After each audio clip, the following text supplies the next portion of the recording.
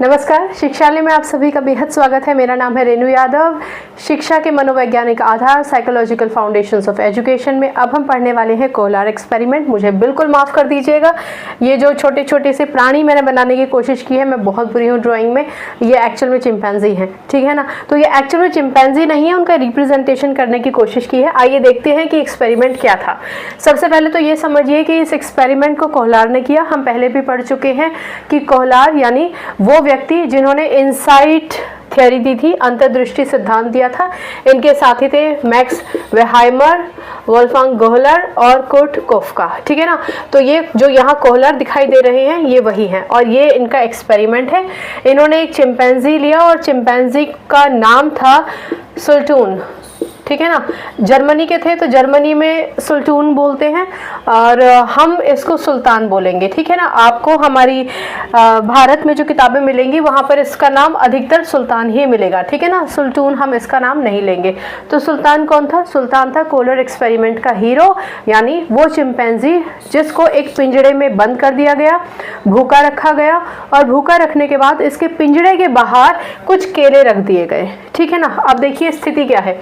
ये पहली स्थिति है। पहली स्थिति में एक जाल है, उस जाल के अंदर एक बक्सा है जाल का, ठीक है ना।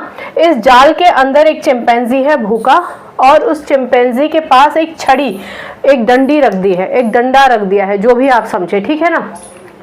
अब आप ये देखिए, चिंपैंजी भूखा है, केले बाहर हैं। चिंपैंजी केला खाने की कोशिश करता है, जाल में से हाथ बाहर निकालता है, लेकिन केले इतनी दूरी पे है कि चिंपैंजी के हाथ नहीं आ रहे हैं, ठीक, यानी वो उनको हाथ से नहीं पा सकता है। तो अब बहुत कोशिश करता है, हर तरीके से कोशिश करता है कि कैसे तो कैसे उसके हाथ में आ जाए, अपना हाथ बाहर निकालने की कोशिश करता है। हर वो कोशिश जो अमूमन हम भी किसी चीज़ को पाने के लिए करते हैं, अगर वो चीज़ कहीं गिर जाए, दूर हो जाए हमारे हाथों से, तो यही सेम कोशिश चिंपैंजी ने भी की, लेकिन केले हाथ नहीं आए, क्योंकि केले रखे ही इतनी दूरी पे गए थे कि हाथ से हाथ नहीं आएंगे। अब चिंपैंजी की नज़र अचानक से इस छड़ पर पड़ती है। एक छड़ी, जैसा कि मैंने आपको बताया, एक डंडा रखा गया था और वो डंडा इसीलिए रखा गया था कि चिंपैंजी कभी तो इस पर दृष्टि डालेगा, और चिंपैंजी ने उस पर दृष्टि डाली। जैसे ही चिंपैंजी ने इस डंडे को देखा, चिंपैंजी ने इस डंडे को अपने हाथ में लिया और इस जाल के करीब आकर इन केलों को अपनी तरफ खींचने की कोशिश की, लाने की कोशिश की। घसीट के लाए, कैसे भी लाए वो एक अलग मैटर है, वो आप सब समझ भी गए होंगे। तो इस डंडे से, इस छड़ी से उसने इन केलों को जाल के अंदर ले लिया, करीब ले लिया और फिर उन केलों को खा लिया, संतुष्ट हो गया। अब इस पूरे के पूरे